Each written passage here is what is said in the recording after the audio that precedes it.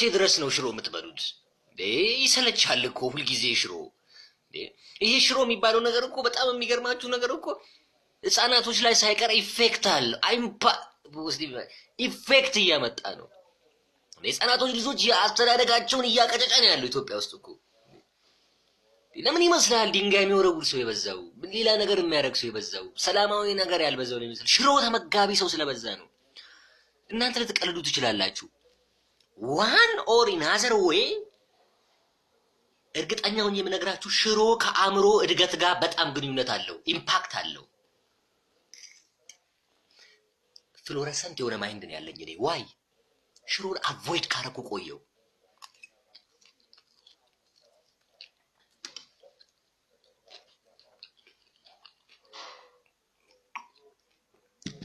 ሽሮ የለም በቃ አልበላም። እኔ ከዝኔ ነው ዴቪዬ የሆነ ቦታ ደርሼ ልምጣለኝ። እኔ ደግሞ መጠየቅ እወዳለሁ። የት ነው የምትሄደው ምናምን ነገር።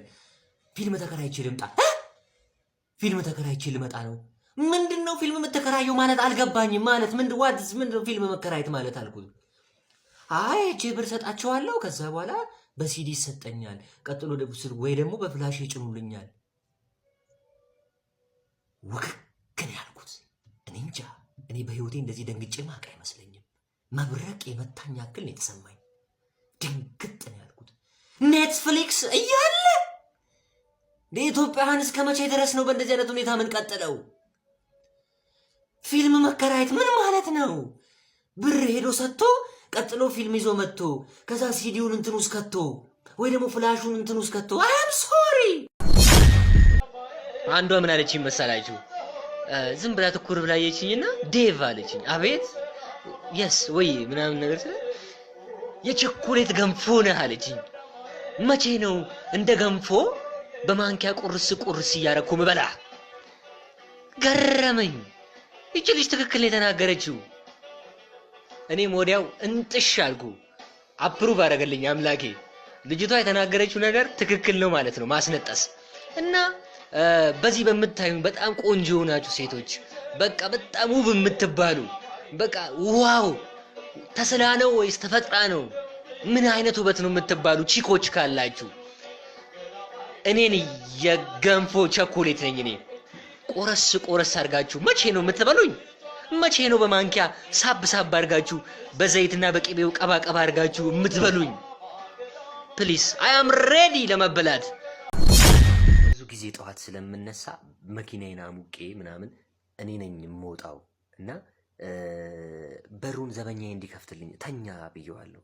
ጠዋት ተነስቶ ማታ አልወድም እኔ። ጠዋት ተነስቼ ራሴ በሩን ከፍቼው ቀጥሎ ራሴው በሩን የመዝጋት ልምድ አለኝ። ከለታት በአንዱ ቀን አንዲት መልአክ የመሰለች ቆንጅዬ ልጅ በሩን ልክ ስከፍት ቆማለች። እምባ መንታ እያወረደች ነው እምባ። ደነገጥኩ። ምንድነው? ምን ተፈጠረ? እኔ እንደዚህ አጋጥሞኝ አያውቅም። ምን ሆንሽ አልኳት። ዴቪዬ አለች። የፍቅር ወላፈን ገረፈኝ። መልአክ ነህ፣ ሰው ነህ፣ ውስጠት ስሜት፣ እውነታ፣ ስብዕና። ሞከርኩ ምንም አልቻልኩም። በፍቅር ወድቅ ያለው ቶታሊ አይ አም ዳውን ያለች። አይ አም ዳውን በነገራችን ላይ ይሄ እሺ ማለት ነው በእንግሊዘኛ። እሷ ግን የተጠቀመችበት መንገድ አይ አም ዳውን ማለት በቃ ወደኩ ለማለት ነው። ኤክስ የነበራትን ሴት አትጥበሱ። ኤክስ የነበራትን ሴት መጥበስና ሪሌሽንሺፕ ውስጥ መግባት ራስን ከመግደል ወይም ደግሞ ሱሳይድ ከማድረግ እኩል ቫልዩ ያለው ነገር ነው። ሴት ልጅ የመጀመሪያዋን ሞታ ትረሳው ሞታ ይኸው ነው የመጀመሪያ 10 እየደወለች ዴቫ ባላግብቼ ልጆች ወልጄ አረሳህም።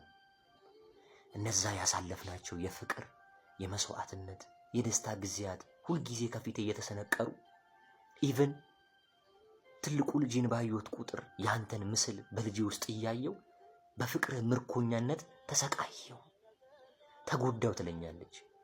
ለባልየው በጣም ነው ማዝነው እንዲህ ስትለኝ ደውላ ተቀቡ ሻምቡ እንደዚህ ነገር ተቀባቡ አላልንም እኮ እኛ። በፌስታል አርገሽ ከፌስታሉ ላይ ደግሞ ካልሲ አርገሽ ብትኝ ምን አለበት? እግርሽ ቢለሰልስ ምን አለበት?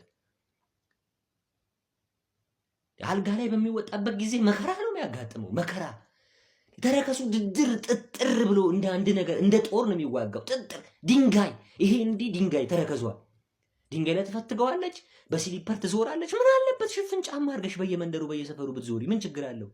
አትሊስት ሸራ ጫማ፣ ወደ ውጭ ሲወጣ ሸራ ጫማ ይደረጋል። የእግር ልስላሴ እኮ መሰረታዊ ነገር እኮ ነው። አብዛኛውን የኢትዮጵያ ሴቶች ተመልከቱ እስቲ ጫማሽን አውልቂ በላት። ተረከዟን ነው እስቲ ተረከዟን፣ በዚህ በኩል ያለው በጀርባ በኩል ያለው ተረከዟን እንደ ጦር ነው የሚዋጋው። ደድሮ ድንጋይ በለው እንደ ጦር። የሆነ ነገር አልጋ ላይ የሆነ ነገር ራሱ እየሰራህ እያለ ከሷ ጋር የሆነ አሎሎ የተጫነበት ያክል እኮ ነው የሚሰማ እግሯ ላዩ ላይ ሲወጣብህ። ልስላሴ ያስፈልጋል፣ ልስላሴ። እንዴ ጭቅቅት ያለ አልጋ ውስጥ፣ የማይመች አልጋ ውስጥ፣ ሁኔታዎች ባልተመቻቸ አልጋ ውስጥ ተኝቶ አንድ ሰው የሚያልመው በጣም የሚያስፈራ ሲያሳድዱት የሆነ ነገር ሊበላው ሲል የሆነ ነገር ሲያሯሩጣው የሆነ ነገር እንትን ሲለው ለምን ምን ተኛበት አልጋ የምናለመውን ህልም የመወሰን ትልቅ ብቃት አለው። ቱቢ ሆነስት ነው የምላችሁ። ቱቢ ሆነስት ጭድ ፍራሽ ላይ የተኛ ፕላስ ደግሞ የማይመች አልጋ። እኔ በጣም ብዙ ጊዜ ኢትዮጵያ የማይመች አልጋ ላይ ነው የምተኙት። የማይመች አልጋ ውስጥ እየተኛችሁ እንዴት ሆኖ ነው ጥሩ ህልም የምታልሙት? ዛሬ ምን ሆናችሁ አላለሁ ጓደኞቼ። ዳራ ዴብዬ ዛሬ ስተወኝ ምን ሆነ? ምን ተፈጠረ? አረ ዛሬ ያየሁት ህልም በስመ አብ ምን እንደሆነ እኔ እንጃ። የሆነ ነገር ሲያሳድደኝ አልጋህን ቀይር ብራዘር። አሁን ይሄ ባቄላ ነው። እንዴት ተደርጎ ስጋን እንደሚተካ እኔ እንጃ። ይሄ ባቄላ ጥብስ መሆን ይችላል። ይሄ ባቄላ ቅቅል መሆን ይችላል። ይሄ ባቄላ ቁርጥ መሆን ይችላል። ይሄ ባቄላ ጋዝላይት መሆን ይችላል። ይሆናል ወይ ዝልዝል ጥብስ መሆን ይችላል። ይሄ በጣም እኮ ነው የሚገርመኝ። ድሮ በልጅነታችን ትምህርት ቤት ገና ሀ ብለን ስንማር አንደኛ ክፍል ገብተን ባቄላ ስጋን ይተካል፣ ስጋ ባቄላን ይተካል ብለው ስጋ እንዳንጠይቅ፣ ስጋ እንዳንበላ፣ እንዳንጠይቃቸው፣ ስጋ እንዳንጠይቅ ስጋና ባቄላ እኩል ናቸው ይተካካሉ ብለው አስተማሩ። ምን አለበት ስጋ መስጠት ባይችሉ? ወደፊት አድጋችሁ ትልቅ ስትሆኑ ስጋ ብሉ አይሉንም? በጣም እኮ ነው የሚገርማችሁ። አውቀው ኢንቴንሽናሊ ስጋን እንዳንጠይቅ እንዳንፋፋ በልተን አሳሰባችን የላቀ እንዳይሆን ባቄላና ስጋ ይተካካሉ አሉን ሲሸውሩ። ይሄ ባቄላና ስጋ ምናቸው ነው የሚተካካው? ይሄ የባቄላ ስጋ ይገፈፋል?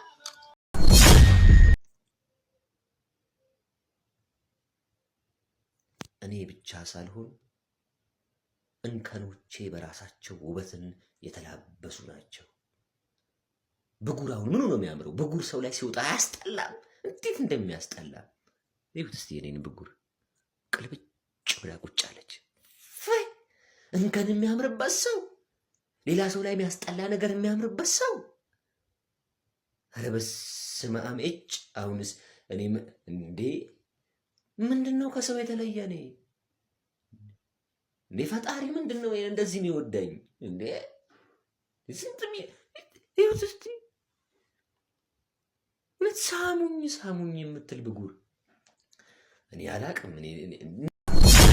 ኢትዮጵያ ውስጥ የምትኖሩ ወንዶች በሙሉ ማሽን ለምንድን ነው የማትገዙት? የፀጉር መላጫ ማሽን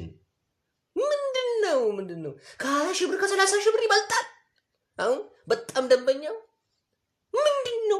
አንድ ሰው በተቆረጠበት 50-60 ሰው የሚቆረጠው። በጣም ሾክድ ነው የሆንኩት። ሾክድ በቃ ራሴን መቆጣጠር አቅቶኝ በድንጋጤ ወከክ ብዬ በቃ ፎር ሞር ዛን 10 ሰከንድስ ዳዊት ተብዬ ነው የተነሳሁት። በአንድ ማሽን 90-100 ሰው ሲቆረጥ ስሰማ ከዚህ በላይ ድህነት ምን ማለት ነው? ኢትዮጵያውያን ምን ማለት ነው? ለምን እንደዚህ እንዴ? እኔ እንደሰማሁት አንድ እንግሊዛዊ አንድ አሜሪካዊ ቢሰማ ምንድነው የሚለው ነገር እኮ ነው። አሁን እኮ አሳሳቢው ነገር እኮ ፕሊዝ በጎፈንድሜም ቢሆን አዋተን እንልካለን። አልክም አልኝ